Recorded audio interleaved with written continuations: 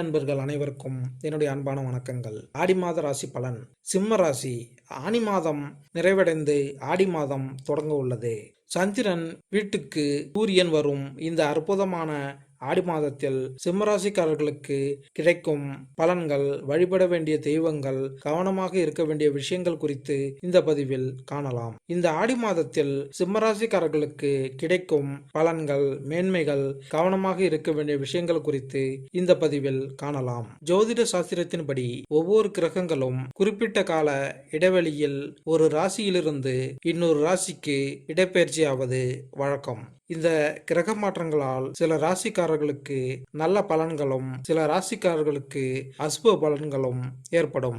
ஆனி மாதம் முடிந்து தற்போது ஆடி மாதம் பிறக்கப் போகிறது. ஆடி மாதம் என்பது அம்மனுக்குரிய மாதமாகும். ஆடி திருவிழா, குலதெய்வ வழிபாடு, நல்ல காரியங்கள், உணவு தானமாக கொடுப்பது, அனைத்து கோயில்களின் திருவிழா கோலாகலமாக கொண்டாடப்படும். சூரியனின் நகர்வை வைத்தே ஒவ்வொரு மாதமும் கணக்கிடப்படுகிறது. சந்திரன் வீட்டுக்கு சூரியன் வரும் மாதமே ஆடி மாதம். ஆடி மாதத்தில் வரும் அமாவாசை மிகவும் சிறப்பானதாகும்.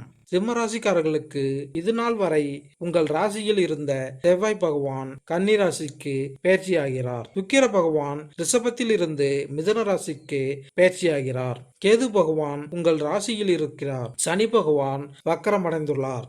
உங்கள் ராசி அதிபதி 12ஆம் இடத்தில் மறைந்துள்ளார். லாபம். குரு பகவான் லாபஸ்தானத்தில் அமர்ந்துள்ளார். தொழிற்ஸ்தானத்தில் சுக்கிர பகவான் ஆட்சி பலத்துடன் இருக்கிறார்.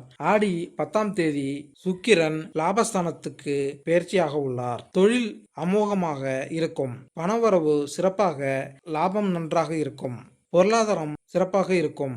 புத்திசாலித்தனம். கடந்த காலங்களில் உங்கள் முயற்சிகளில் இருந்த தடைகள் நிவர்த்தியாகி வெற்றி கிடைக்கும். தொழிலில் உங்கள் புத்திசாலித்தனத்தால் நல்ல பலன்கள் கிடைக்கும். குரு பகவான் 5ஆம் இடத்தை பார்ப்பதால் கடவுள் அருள் நன்றாக இருக்கும். மனதில் நினைத்த காரியங்களை செயல்படுத்துவீர்கள். குழந்தைகளுக்கு இந்த மாதம் அருமையாக இருக்கும்.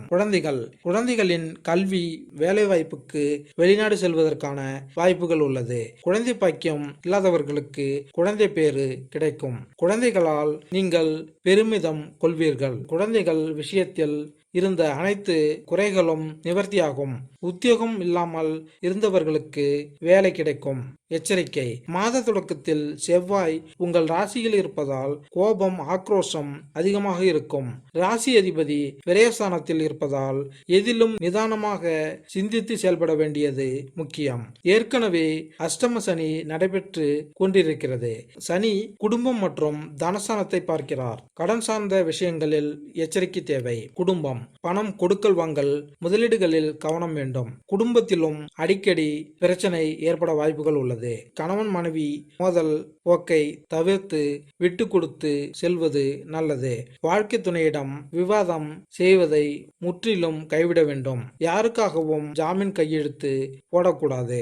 மனக்குழப்பம் அதிகரிக்கும். உத்தியோகம், தொழிலில் பணிச்சுமை, அலைச்சல் அதிகமாக இருக்கும். பயணங்கள் அதிகளவு காணப்படும். குரு சுக்கிரன் இணையும் போது குடும்பம் சார்ந்த விஷயங்களில் கவனம் வேண்டும். தொழிலில், ஆவணங்கள், தகவல் தொடர்பில் சற்று எச்சரிக்கை தேவை.